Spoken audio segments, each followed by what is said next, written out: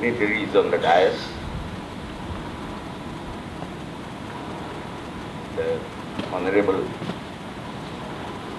Chancellor of this university, then other dignitaries who are sitting besides me, thinkers like Govindacharya and many others who have actually spent their life with Dharmapalji and have studied his point of view in details. I am very glad that the Bharatiya Adhyayan Kendra of this university took the lead in taking a review of the work done by Dharmapalji, who right from something like the 60s of the last century concentrated upon a different way of looking at Indian history.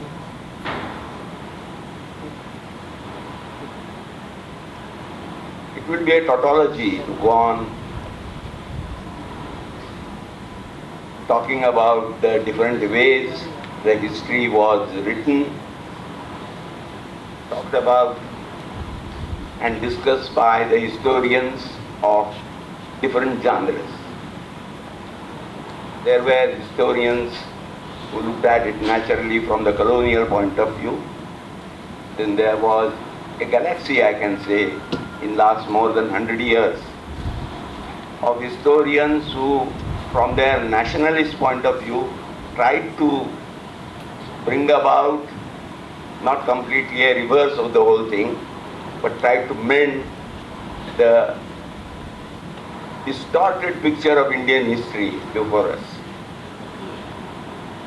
I need not mention that there were other historians who were there, that is, the historians who were inspired by European ideas of trying to understand the past.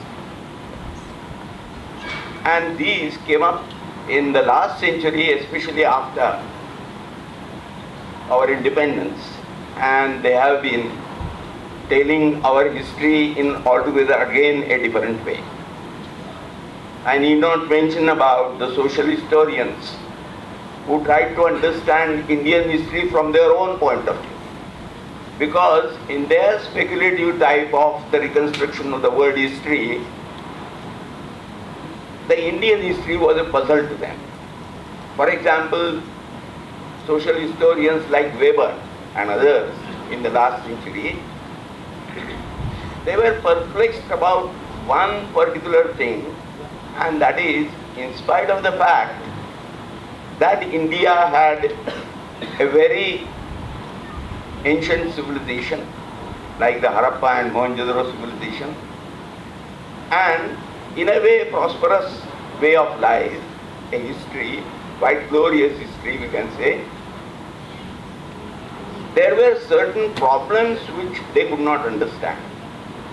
And one of the problems was that why, in spite of this development which was there was no industrialization, there was no development in science and technology, and ultimately you can say that how it did not come up like Europe in a different way. The simple answers were that, well, the Indian society is a stagnant society. The farmers or the villages never cared for what happened around them in the form of political things. They said that, well, political kings came, so many despots came and went away, and the Indian people in general were indifferent to the whole thing. And this way it can be said that it was something like a stagnant society. They never cared for anything which was happening politically and also to some extent socially or from the religious point of view.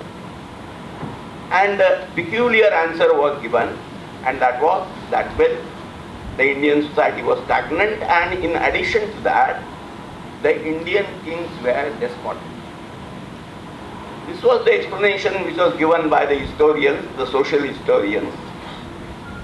There was another way of looking at it, and these were the historians in the line of those who tried to understand the economic history of the world. And they said that, well, India was a problem all the time, even for the Marxist way of thinking.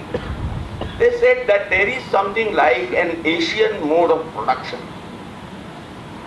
which cannot be explained, and therefore we cannot explain the history of India in a particular way. In other words, they could not explain why feudalism was not there in India.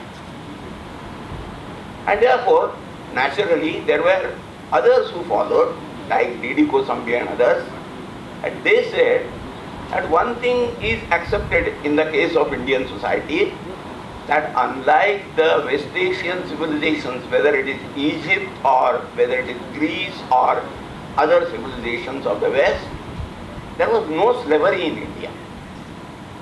But then they said that probably the Indus Valley civilization was a stagnant civilization, because there are no monuments, there are no despots, there are no kings. And later on they said that, but we can explain why feudalism was there in India. Unlike the others, they wanted to say that feudalism was there like Europe in India, but the basis of that feudalism was the caste system. So there was one stigma attached to the Indian society that, well, it is very stagnant, it is very indifferent, the people in general are indifferent to any political or other type of activities which are going around them. And there was another thing which was the caste system, which was used, according to D.D. Kosambi, a tool for the exploitation of the working people. He says that Jati system is such a type of system that the person who is, that Jati dharmas are so much emphasized that he does everything very, very usefully, industriously for the whole society and doesn't expect anything from the society. And therefore, using this model of Jati system, the Indian people, that is the elite in the Indian society, exploited the masses, and this way the feudalism came in. After thinking all these things, one has to think from our own point of view. What is their idea of history? Because they have got their own idea of history, as they said. That is, unless the feudalism is there, and then the Renaissance is there, and because of the Industrial Revolution is there, and therefore the Europe was progressing. India was not progressing because they remained in feudalism. They never came up with a Renaissance. So this was another explanation which was given for the non-progress of the Indian civilization.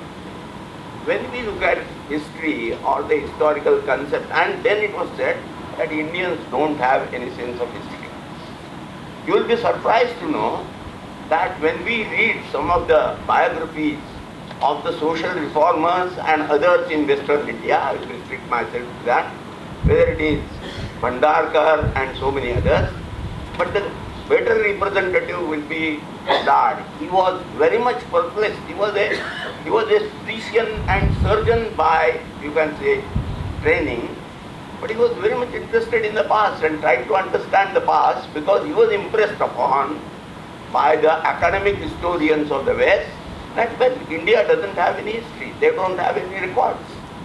And therefore, all his life he strove to build up the chronologies, and was quite successful with the help of the Guruvavali Pattas. Our chronologies are based in Guru Parampara. So the Jain Guruvavali Pattas became a clue for him to reconstruct the history. Similarly, our own Shaka and Vikrama Samvat era, the legends associated with it, and why Shaka and Vikrama era, they spread not only in India, they were not religious things, but they spread all over the Southeast Asia. So when we try to understand those things, slowly we realize that our sense of history was done in a different way.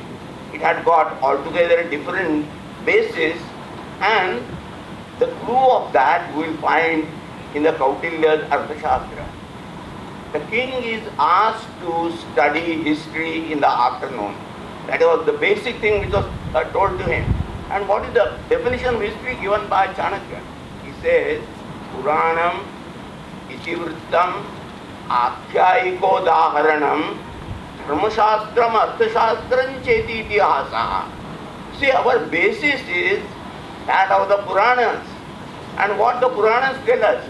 The Puranas will tell us, Sargascha Pratisargascha,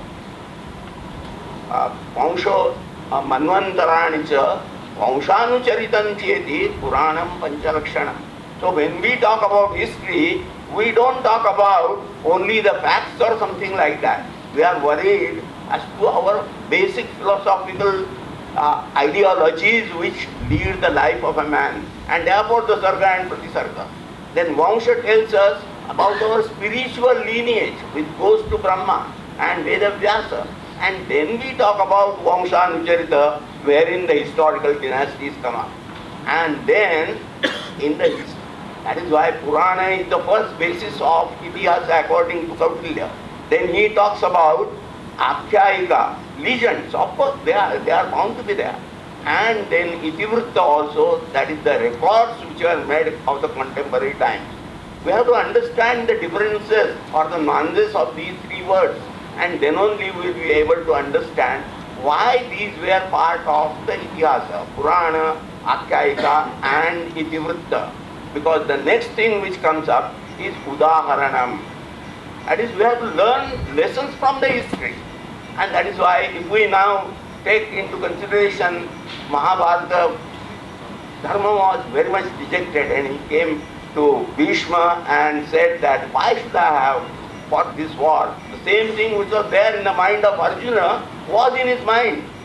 Arjuna fought the war and before had something like a double mind, but then Dharma had a double mind after fighting the war. And at that time, then Bhishma tells him the stories of the 16 great kings who were there. Shodasha Rajodaharanam. So our history is meant to have the lessons from the history. And what is the ideal of the historian? Chanakya says that ultimately a king is not to be a simple king. He should be able to conquer all the 6, you can say, vices which have become a hurdle for any king to progress ahead. And there are about 200 examples which have been given by Chanakya as to why a particular king, in spite of his good qualities, became a failure in his later life because he succumbed to a moha or mada or matsara or any of these ripus. And therefore Chanakya says that our ideal is that of a Rajarshi. And that is why Chandragupta II, when he takes over, he says that he is a Rajarshi. Historians were discussing that we don't know at what time he retired from life or he became a sannyasin or something like that. But as they didn't understand this particular lineage of Kautilya, the greatest ideal was that of a Rajarshi. And our history does not become complete without the Maharshis also. So our spiritual history and our political history, which is in a way modulated and understood in this perspective, then only history can be history. I would not mention now that, well, there are so many attempts and quite successful attempts to counter the arguments which have been put by these modern historians about the stagnation of the society, about the indifference of the villages and others. If you again study Kautilya's Arthashastra and see the way the Samaharta is also the Sthaniya, who is in charge of the fort, and one who is in charge of the Pura, how they collect their taxes and how they are careful to see that the Varta goes on properly. And the whole administration, that is, whether it is Naya, that is the law and order, or Niti and Aniti, and also the finance, the good finance and the bad finance, it is all to be looked after by Anvikshiki. A king has to go beyond all these things. He has to be a person who is, and what is the Anvikshiti? Sankhya Yoga and you can say Lokayata. So all these different types of worldviews are taken into consideration by a king when he administers his kingdom. Unless we understand all these basic, you can say, principles which are guided by the historical events, as also they are to be understood in this particular manner, we won't be able to do that. I need not simply mention that, well, it was Dharmapalji who brought us again, he awakened us regarding these things, that there should be a completely different way of looking at history from Indian point of view, and how a multicultural society, just to answer the questions which have been raised in recent past, I will say, as to how to rule a multicultural society and be together and be prosperous, and it is for the welfare of the people. That is how Dharmapalji has shown us the way. Let us follow that, and I think we will be again going back and writing our own history in a proper perspective, in order to know, in order to see that the people at large, they understand how to look at history. Thank you very much.